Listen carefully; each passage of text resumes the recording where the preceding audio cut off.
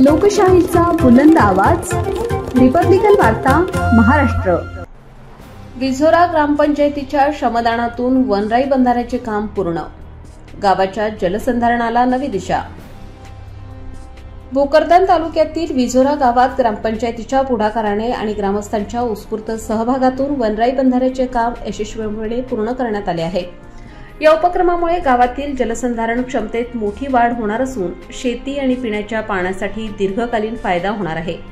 ग्रामपंचायत विझोरा यांनी काही महिन्यांपासून चालू असलेल्या जलसंधारण उपक्रमांना अधिक गती देण्याचा निर्णय घेतला होता। त्यानुसार बंधाऱ्याचे काम ग्रामस्थांच्या श्रमदानातून पूर्ण करण्याचे ठरवण्यात आले। या निर्णयाला गावकऱ्यांनी उत्स्फूर्त प्रतिसाद दिला आणि प्रत्यक्ष कामाला मनापासून हातभार लावला।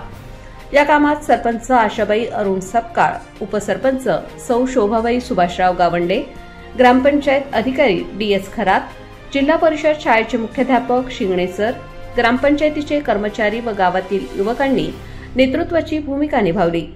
यामध्ये सचिन गावंडे, कृष्णा तेलंग, ग्रामपंचायत कर्मचारी सुभाष सपकाळ, रोजगार सेवक दुर्गादास तेलंग, साळोबा निंबाळकर, गणेश शिंदे, राजू सपकाळ, अनिल गवळी आणि संजय गावंडे यांनी विशेष परिश्रम घेतले। वनराई बंधारा पूर्ण झाल्यामुळे पावसाळ्यातील पाणी अधिक प्रमाणात साठवले जाऊन भूजलस्तर वाढण्यास मदत होईल।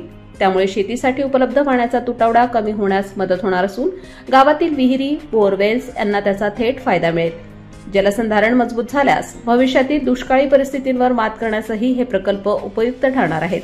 ग्रामपंचायतीच्या या पुढाकाराचे गावकरी मोठ्या प्रमाणावर कौतुक करत आहेत। श्रमदानातून पूर्ण झालेला हा उपक्रम गावाच्या स्वावलंबनाचा आणि एकतेचा उत्तम आदर्श ठरत आहे।